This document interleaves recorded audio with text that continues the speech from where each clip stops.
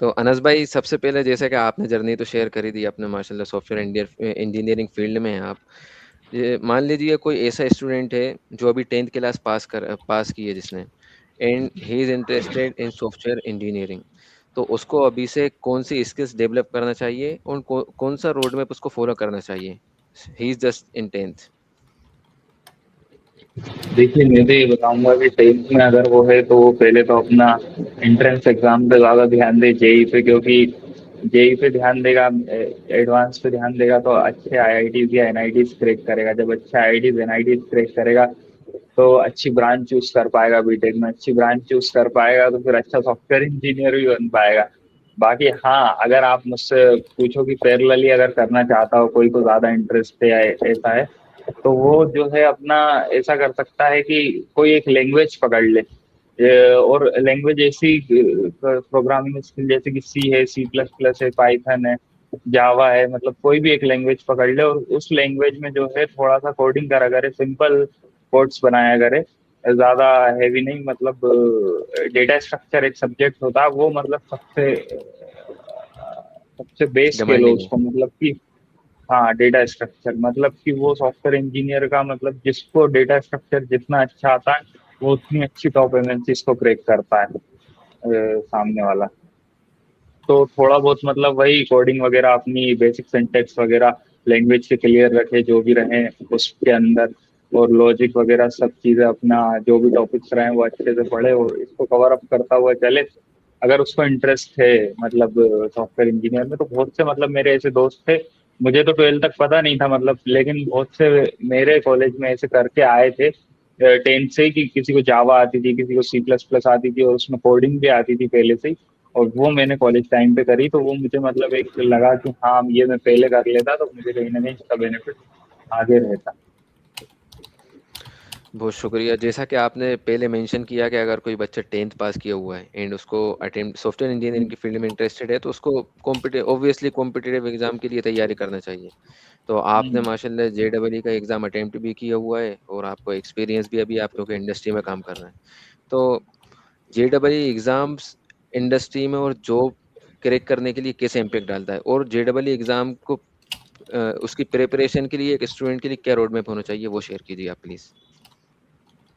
देखिए, JEE mains का exam तो आप जो है मतलब सबने बताया ये सेम ही, मतलब अच्छा कि नीट का भी वही है, और जो आईआईएम के कैट के लिए बताया वही। एक तरीके से आपको हार्ड वर्किंग बनना पड़ेगा और आपको कंफर्ट जोन से निकलना पड़ेगा, और वही सब चीजें हैं आपको।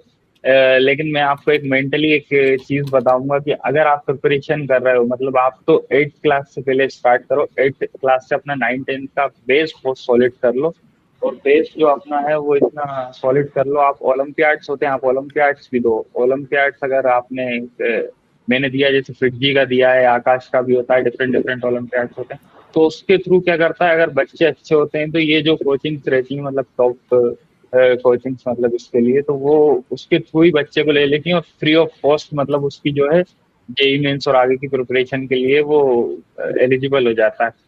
तो इस चीज का ध्यान रखते हुए करें। और दूसरी बात मतलब प्रिपरेशन में मतलब आपको वही करना है, सब चीजें अच्छे से पढ़ना है, डेडिकेशन से सब चीजों के लिए टाइम निकालना है, और आपको फुल कंफर्ट जोन से बाहर निकल के चीजें करना पड़ेंगी। लेकिन एक चीज जो है कि आप अपना हौसला, मेंटली आप बहुत प्रिपेयर्ड रहें, मतलब इतना प्रिपेयर्ड रहें कि आपको जहां पर लगे कि नहीं यार बस इतना करके मैं छोड़ देता हूँ या रख देता हूँ, तो आप सोचना कि इंडिया में बहुत सारे लोग ऐसे होंगे कि जो इस टाइम पे भी इससे ज्यादा कर रहे होंगे। तो आपका पूरा ऑल ओवर इंडिया से कंपटीशन है, ना कि आपका सिर्फ एक गांव से या एक, अपन क्या अपनी सोच उतनी रख लेते हैं नैरो माइंडेड। तो आपको अपनी सोच बड़ी ब्रॉड रखना है, मतलब इन चीजों में। जब आप इन चीजों में उतर रहे हो, इन फील्डों में उतर रहे हो, तो मेरा मानना यह है कि आप जहां पर अपना हौसला टूटते हुए देखें, तो एक बात याद रखें कि वहां आपको कुछ ना कुछ चीज हासिल होने वाली है। उसके बाद अगर आप उस लिमिटेशंस के बियॉन्ड जाएंगे और उस लिमिटेशंस को आप क्रॉस करेंगे, तो वाकई में आपको कुछ ना कुछ हासिल होगा और मिलेगा। और वो फिर मिलता है जैसे कि सबको मिला है। बिल्कुल, बहुत अच्छी बात कही। कंफर्ट जोन सुन के मुझे एक बहुत अच्छा कोट याद आया कि prepare to be uncomfortable because no one comfort zones ever generate a success. Because comfort zone से रहते हैं वो आदमी की लिमिट बन जाती है। अगर आप कंफर्टेबल कंफर्टेबल सेफ पहले करेंगे हमेशा, तो आगे नहीं निकल पाएंगे आप।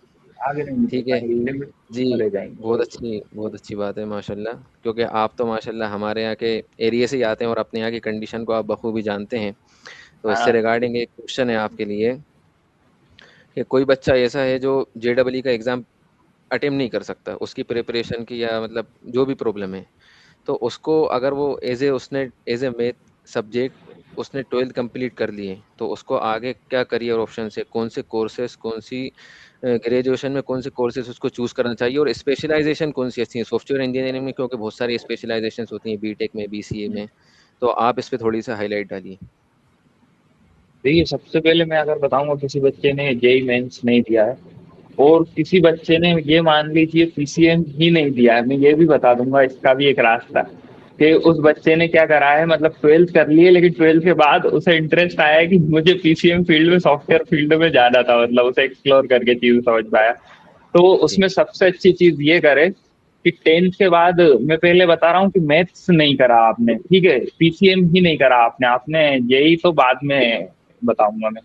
तो जी, आपने उसके लिए, आप 10th के बाद एक पॉलिटेक्निक होता है, आईटीआई होता है, ये चीजें भी होती हैं, लेकिन एक पॉलिटेक्निक का कोर्स भी होता है। आप पॉलिटेक्निक का कोर्स अगर आप करेंगे, वो 3 साल का कोर्स होता है, वो 3 साल की डिग्री या डिप्लोमा जो भी आप कंप्लीट करेंगे, उसके बाद जो है आप लेटरल एंट्री के थ्रू, एक लेटरल एंट्री होती है बीटेक में, उसके थ्रू आप डायरेक्ट सेकंड ईयर में कोई सी भी ब्रांच जो है, मतलब जिससे आपने पॉलिटेक्निक करा होगा, उस ब्रांच में आप एलिजिबल हो जाएंगे बीटेक के अंदर जाने के लिए।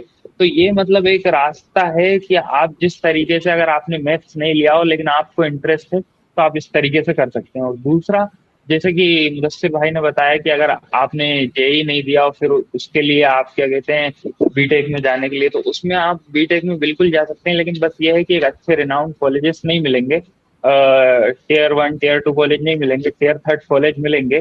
तो टीयर 3 कॉलेज में भी ऐसा नहीं है कि कंपनीज मतलब लेंगी नहीं, या हमारे कॉलेज से मैं आपको बताता हूँ, प्रोडक्ट बेस्ड में भी हुआ है, सर्विस बेस्ड कंपनीज में भी हुआ है। तो 32-32 लाख के पैकेज भी गए हैं, मतलब हमारे कॉलेज से फ्लिपकार्ट हुआ, अमेजोन हुआ, सब कंपनीज आती हैं। लेकिन आपकी मेहनत कितनी, और आपकी मतलब कोडिंग में तो आपकी मतलब logical critical ability, logical thinking, मतलब ये बहुत मैटर करती है आपकी।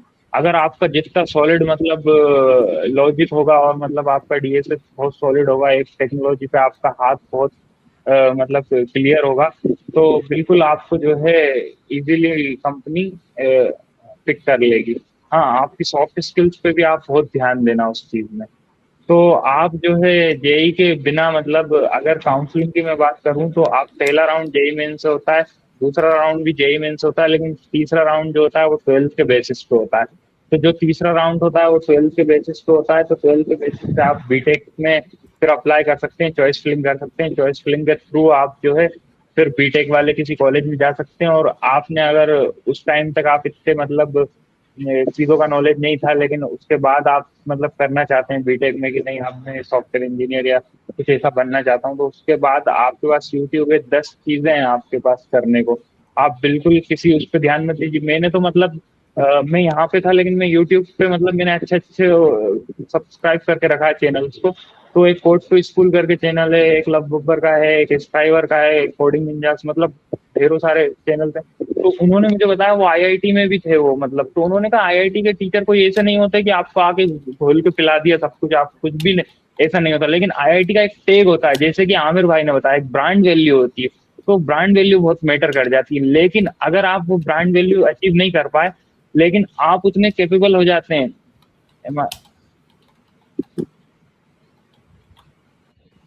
हम्म, एक्चुअली हीट की वजह से, बिकॉज ऑफ हीट, ये मेरे ऑटोमेटिकली बंद हो गया। हाँ, वो लैपटॉप में हीट ज्यादा हो गई। तो मतलब आप उसमें भी ब्रांड वैल्यू, तो अगर आप जैसे टीयर 3 कॉलेज से भी हैं, लेकिन आप मतलब इतने कैपेबल इनफ हैं कि नहीं, आपको करना है और चीजें तैयारी करना है, तो आप बिल्कुल इजीली मतलब क्रैक कर सकते हैं। इसमें कोई बड़ी बात नहीं है, कि ऐसा नहीं कि आप आईआईटी में जाके क्रैक करें। देखो, मेहनत तो किसी भी एक टाइम पे करना पड़ेगी, सीधी सी बात है, या तो आप पहले कर लो मेहनत तो अच्छा अचीव कर लोगे, या बाद में कर लो मेहनत। और अगर बाद में मतलब कॉलेज टाइम पे भी नहीं करी, या पहले भी नहीं करी और उसके बाद करी, तो फिर जिंदगी भर मेहनत मेहनत करना है, मतलब बहुत सारी चीजें फेस करना पड़ेगी, बहुत सारे स्ट्रगल। तो पहले इससे अच्छा स्ट्रगल फेस कर लो आगे की लाइफ को बेटर बनाने के लिए। और जैसे बात करी मुदस्सिर भाई ने एक और ब्रांच की, तो ब्रांच का सिलेक्शन बड़ा मतलब टफ पड़ता है बच्चों को। मैंने भी देखा है कि कुछ मतलब बीटेक ही समझ लेते हैं। मुझसे तो मतलब अपने यहाँ के लोगों के मतलब एरिया के हिसाब से बात करूं मुदस्सिर भाई, तो बीटेक में एडमिशन ले लिया सॉफ्टवेयर इंजीनियर बन जाएंगे क्या, ये भी पूछते हैं बहुत से। तो बीटेक एक एमबीबीएस जैसी डिग्री नहीं है, या कोई एक ऐसी नहीं है कि मतलब उसके अंदर कोई स्पेशलाइजेशन नहीं है, बस एमबीबीएस है तो आपने कर लिया तो हाँ आप प्रॉपर डॉक्टर बन गए एलोपैथिक के। ऐसा नहीं है, मतलब उसमें ऐसा है बीटेक के अंदर 48 प्लस ब्रांचेज हैं, 48 प्लस। लेकिन मैं आपको चार पांच जो मेन ब्रांचेज हैं, 4 ब्रांचेज है, वही बताऊंगा मैं आपको। जैसे कि एक कंप्यूटर साइंस एंड इंजीनियरिंग है, फिर उसके बाद जी। अपनी क्या कहते हैं इलेक्ट्रॉनिक्स है, आईटी है, इंफॉर्मेशन टेक्नोलॉजी है, उसके बाद अपनी सिविल है, उसके बाद अपनी ऑटोमोबाइल्स है, उसके बाद केमिकल इंजीनियरिंग भी है। तो ये चार पांच ब्रांचेज है, मतलब ये चार पांच ब्रांचेज मतलब मोस्टली लोगों को पता रहती हैं, और इनमें ही लोग ज्यादातर करते हैं चीजें। मैकेनिकल का एक टाइम था, एक दौर था, बहुत बूम पे थी, लेकिन आज के टाइम पे जो बूम पे है वो अपनी कंप्यूटर साइंस ब्रांच है। कंप्यूटर साइंस के अंदर अब बहुत सारे स्पेशलाइजेशंस निकल गए हैं। जैसे स्पेशलाइजेशंस मान के चलो आप, computer science and engineering 4 branch है। 4 ब्रांच अगर आप करते हो तो आपके पास सारी चीजों में जाने का स्कोप है। लेकिन आप किसी एक पर्टिकुलर चीज पे जाना चाहते हो तो वो AI/ML artificial intelligence and machine learning पे जा सकते हो।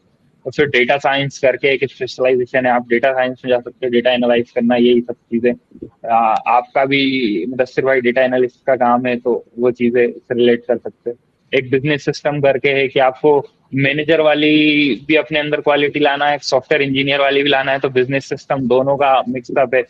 और भी साइबर सिक्योरिटी है, साइबर सिक्योरिटी बहुत अच्छी है, एथिकल हैकिंग, और आप इन चीजों में इंटरेस्ट रखते हो तो उसमें जा सकते हो। क्लाउड कंप्यूटिंग हुई, क्लाउड कंप्यूटिंग में जा सकते हो। क्लाउड कंप्यूटिंग मतलब कि आजकल पहले क्या रहता था कि सर्वर्स डेटा सेंटर्स इतने सारे थे, और मतलब एक कंपनी को एस्टेब्लिश करने में ये सब चीजों का खर्चा बढ़ता था। लेकिन आज आप क्लाउड पे डेटा वर्चुअली ले सकते हो, मतलब AWS एज्योर से, और भी अलग अलग डिफरेंट डिफरेंट प्लेटफॉर्म्स है, माइक्रोसॉफ्ट एज्योर हुआ।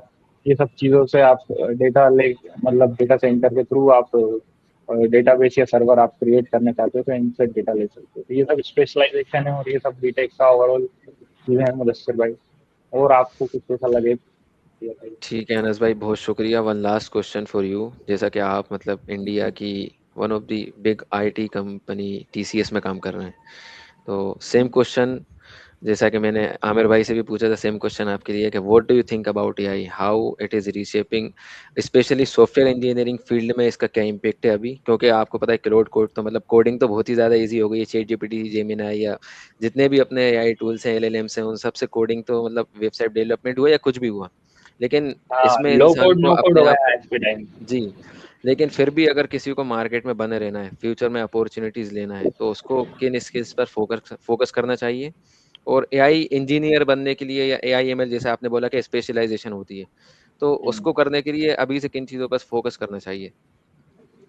लैंग्वेजेस या सारी देखिए, चीज़ों पर थोड़ा सा हाईलाइट डालिए। हाँ, सबसे पहले आपने बोला कि जैसे AI कैसे रिशेप कर रहा है, तो AI सिंपल सी बात है, सबको समझ में आ रहा है कि कैसे रिशेप कर रहा है आज के टाइम पे। पहले के टाइम पे लोग कोड मैनुअली लिखते थे, और बग्स जो है फाइंड करने में डेवलपरों को दिक्कत आती थी बहुत, मतलब वही घंटों लग जाते थे।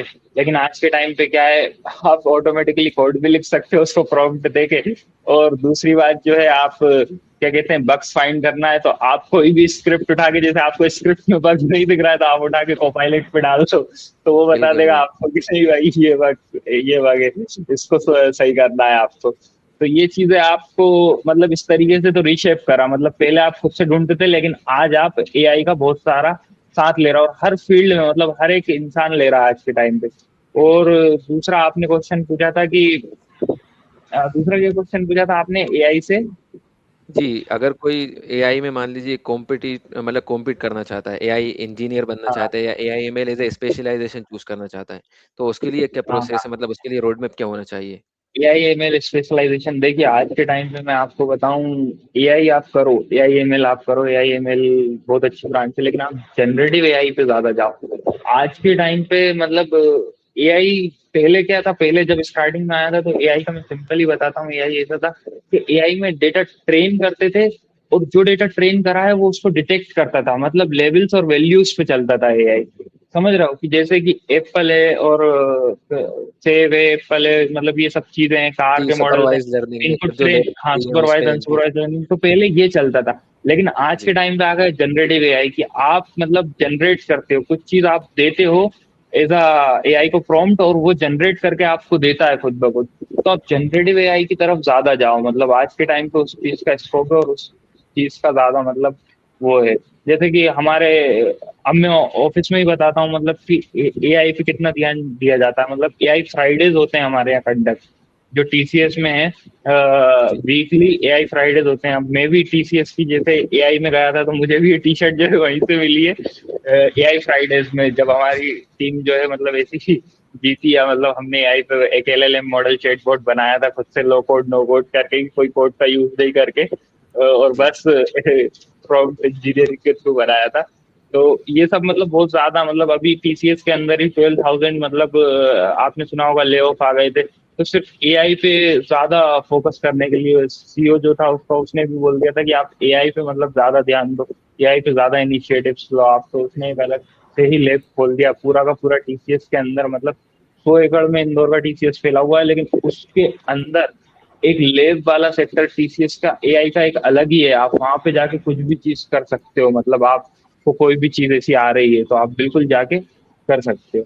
तो एआई आज के टाइम पे तो बहुत मतलब नेक्स्ट लेवल है, और ये आपकी जॉब को ऐसे नहीं छीन सकता कि आप मतलब, लेकिन आप हाँ फुली इस पे डिपेंडेंट हो गए, और आप अपने हिसाब से लॉजिक ही बिल्डअप नहीं कर पा रहे हो, मतलब और एआई से ही आप काम ले रहे हो, तो जाएगी जॉब, लेकिन ऐसे नहीं जाएगी कि आप, क्या है एआई, आप जो प्रॉम्प्ट दे रहे हो, जो चीजें दे रहे हो, वो तो ठीक है ये दे रहा है, लेकिन जो डेटाबेस है वो 20,000 टेबल्स का डेटाबेस है। अब हमारे जो डेटाबेस है, मैं सर्वर पे काम करता हूँ, बैकएंड डेवलपर हूँ एज अ बैकएंड, तो मतलब 1000 ऑफ टेबल्स हैं उसके अंदर, 1000 ऑफ रोज है, मतलब तो इतना कितना डेटा आप अभी दोगे उसको। तो बग्स तो जी, आपको ही क्लियर करना है, लेकिन वो एक मतलब आपको बस वो कर देगा आपको, और स्मूथ और आपका टाइम एफिशिएंट बना देगा, ऑप्टिमल चीजें आपको बता देगा, बस ये करेगा। और बग्स बाकी आपको फाइंड, लॉजिकल थिंकिंग कैपेबिलिटी, ये सब आपके अंदर है, तो आप इजीली मतलब इसको एज अ मतलब यूज ले सकते हो एआई को, और ना कि रिप्लेस। रिप्लेस तो मुझे लगता है उन लोगों को ज्यादा करेगा जो एआई पे फुली डिपेंडेंट हो गए हैं, जो